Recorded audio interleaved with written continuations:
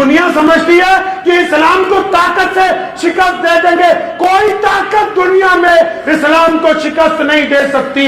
अगर हमको हराना है तो कोई रास्ता नहीं सिवाय इस्लाम के।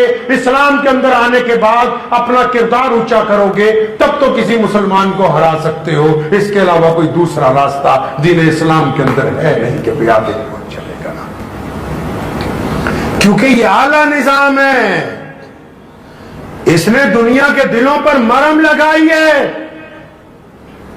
इंसानों के पैरों से बेड़ियां काटी हैं। मोहम्मद रसूलुल्लाह ने बेटी को कंधे पे बिठाया, एहतराम दिया है लोगों को। हुक्म हुआ है कि तुम तमाम लोगों की, चाहे वो मुसलमान हो या नहीं हो, इससे कोई मतलब नहीं। आप में से कई लोग पूछने लग पड़ते हैं कि जो फलां इस्लामी मुल्क में फलां गैर मुस्लिमों की इबादतगाह बन गई, वो इबादतगाह गैर मुस्लिमों की जो बनी है वो इस्लाम के आला निजाम की मिसाल है, उनका कोई कमाल नहीं है उसमें। इस्लाम ने अदल और इंसाफ को कायम किया। अगर कोई बंदा ईमान में नहीं है, आपके मजहब में नहीं, और आप उस मुल्क में हुकूमत करते हैं तो उनकी इबादत गाहों की हिफाजत करना भी आपकी जिम्मेदारी है।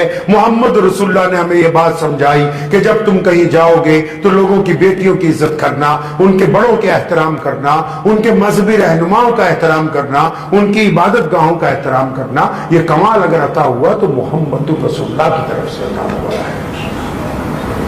अब जब ये पैगाम निकला ना मक्के से, तूफान की तरह, जैसे बारिश का पानी तेजी से चलता है, जैसे दरिया की लहरें चलती, जैसे समुद्र की लहरें चलती, बड़े बड़े लोग आए इसके आगे बंद बांधने के लिए।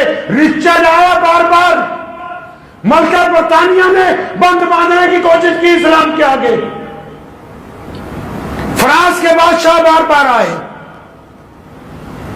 जर्मन बार बार निकल के इस्लाम के सामने आए कि इस्लाम का बंद बांधना है। अल्लाह के बंदे, तुम उस दरिया के आगे कैसे बंद बांध सकते हो जो अमीर और गरीब, छोटे और बड़े को एक ही चुल्लू के साथ पानी पिलाने के लिए तैयार हो, तुम उसके आगे बंद नहीं बांध सकते हो।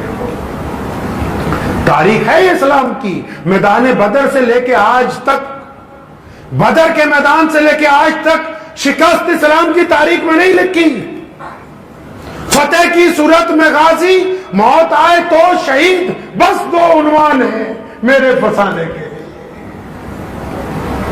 ये प्यारे पैगंबर मोहम्मद रसूलुल्लाह को सलातो सलाम भेजने का वक्त है।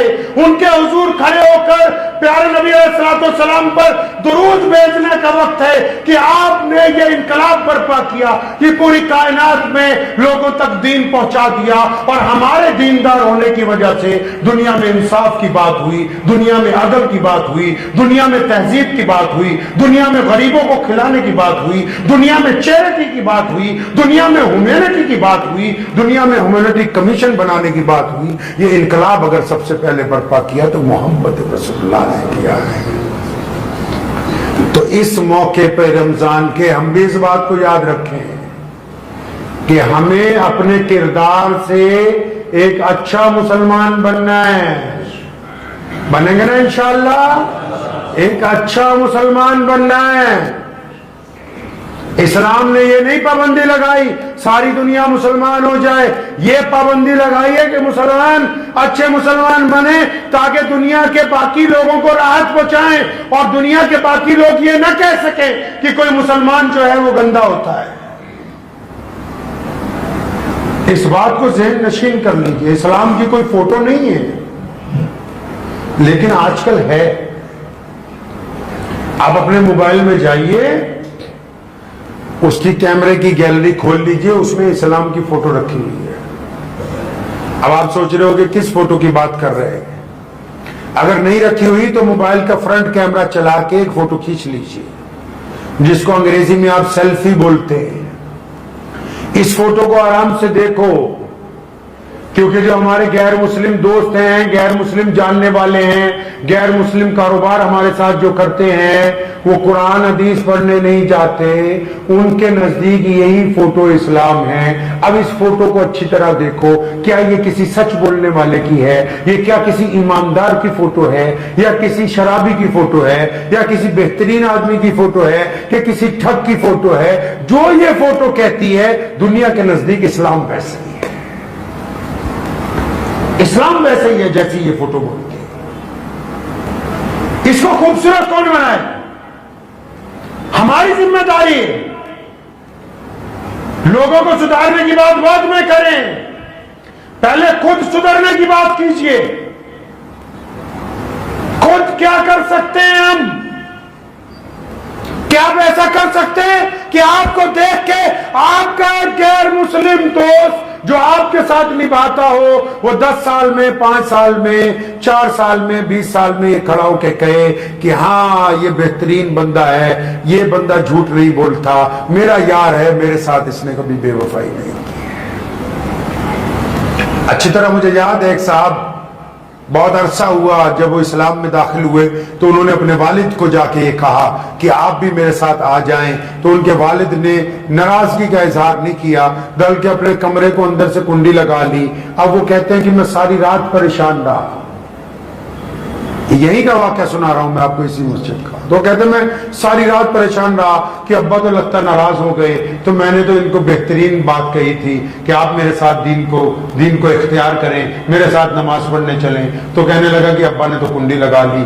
तो हम लोग सारी रात परेशान रहे कि कहीं नाराज ना हो जाए, अपने आप को नुकसान पहुंचाएं। तो कहने लगा नहीं, लेकिन अंदर से कोई ऐसी आवाज नहीं आई। तो सुबह को जब वो कहते हैं कि मेरे वालिद ने कुंडी खोली, तो उन्होंने मेरा बाजू पकड़ के कहा कि चल, मैं तेरे साथ चलने के लिए तैयार हूं। तो मैंने कहने लगे कि मैंने पूछा कि अब्बा सारी रात क्या करते रहे? तो कहने लगे मैं सारी रात कुछ किया नहीं है, मैं तो जानता नहीं हूं कि तुम किस नमाज की बात करते हो। मेरे साथ मेरे बचपन में स्कूल में एक लड़का पढ़ता था, वो लड़का जो था एक पड़ोसी मुसलमानों का बेटा था।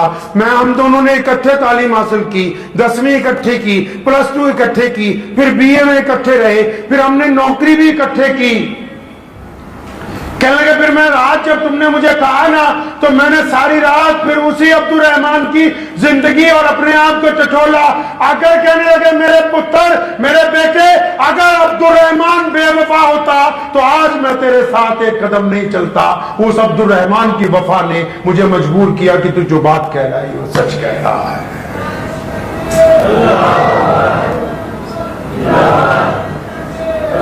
तो समझ गए बात आप? इस्लाम ने यह नहीं कहा कि किसी मजहब की बुराई करो, इस्लाम ने कहा अपनी क्वालिटी अच्छी बनाओ। दुनिया का भी यही दस्तूर है। आपने देखा होगा बड़े कुछ लोग इस्लाम मुखालिफ बातें करते हैं। अरे जो बड़े होते हैं उनके खिलाफ बातें होती हैं। आप उनका जवाब ना दीजिए, आप अपना किरदार अच्छा कीजिए, अपना किरदार अच्छा कीजिए। आपके किरदार से पता लगना चाहिए कि वाकई ये बेहतरीन ईमान वाला है। आपके किरदार से किसी को इस्लाम अच्छा लगे या ना लगे इसकी कोई जरूरत नहीं, लेकिन कोई ये ना कहे कि ये फला बंदा मुसलमान होने के बावजूद बेईमान है। रसूलुल्लाह ने पूछना है क़यामत वाले दिन, करेंगे इंशाअल्लाह ताला। दुआ कीजिए अल्लाह तबारक व तआला मुझे भी और आप सबको भी इन बातों पर अमल की तौफीक अता फरमाए। वाखिरु दावाना अनिल हम्दुलिल्लाहि रब्बिल आलमीन। मुझे उम्मीद है कि आपको ये वीडियो पसंद आई होगी। अगर पसंद आई हो तो ये आप अपने दोस्तों के साथ शेयर करें और इस चैनल को सब्सक्राइब जरूर करें।